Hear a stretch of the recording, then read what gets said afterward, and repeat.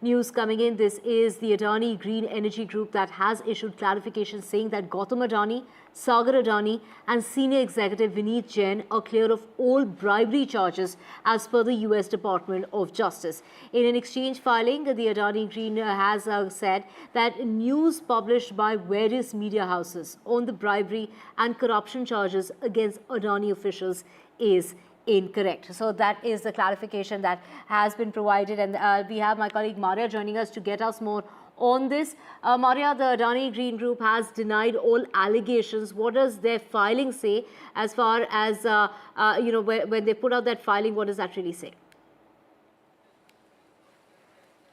Yes, so this has been filed at the National Stock Exchange, in which Adani Greens has clarified its position vis-a-vis all those charges which have been leveled against the company by the Department of Justice of the United States. In fact, the company has gone ahead and said that all charges against Mr. Gautam Adani, Sagar Adani and Vneet Jain that they have not been charged with violations of the US Foreign Corrupt Practices Act, which is the FCPA. And they have been excluded from Foreign Corrupt Practices Act charges by US and Department of Justice, which essentially means that the top management of the board are in the clear completely. It goes on to say that the allegations of charge is essentially based on alleged communication, which is like the intent rather than any, based on claims that bribes were promised or discussed rather than in terms of likelihood rather than it being paid in the actual amount. It goes on to say that only Azure and CDPQ officials were charged with bribery in the US Department of Justice indictment. And it has nothing to do with Adani Greens and Adani board.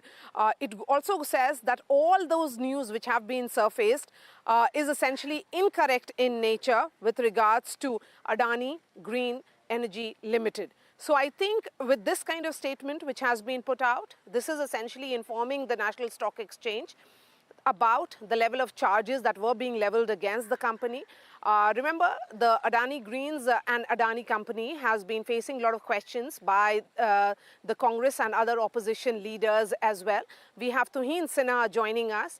Tuhin, the line that has been taken by the BJP is that the Congress party is anti-wealth creators, but the question certainly would be asked as to whether the party will continue to have discussion, will agree to have discussion on the floor of the House at all.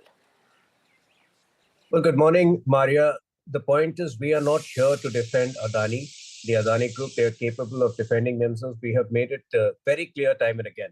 But the problem with Rahul Gandhi's politics is that it is essentially anti-business. We saw it from the start of 2018, 18-19, when he went after the Rafale deal, the first government-to-government defense deal, but without even knowing the meaning of a offset partner.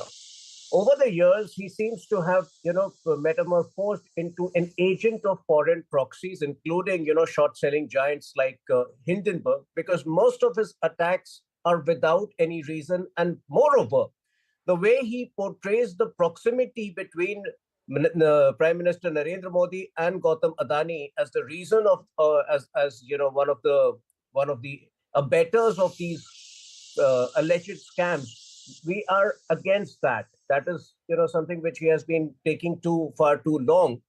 The point is, Prime Minister Modi is equally pro-business. He is pro-poor. He has proved that the government can be both. My point is, in the last 10 years or so, the order books of BEL and HAL have gone up by over 20 times. Today, HAL is one of the biggest defense suppliers in the world. Now, do we call Modi ji as an agent of HAL or BEL?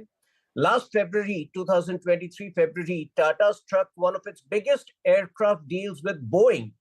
In fact, Joe Biden was on record to say that would generate 1 million jobs in the US. Did we, do we say that Prime Minister Modi was an agent of the Tatas just because, the deal was preceded by a visit or a meeting between between Prime Minister Modi and Joe Biden. So I think the Congress needs to grow up. Over the years, it has become fundamentally anti-business and extremely divisive. The reasons why it is languishing today in India.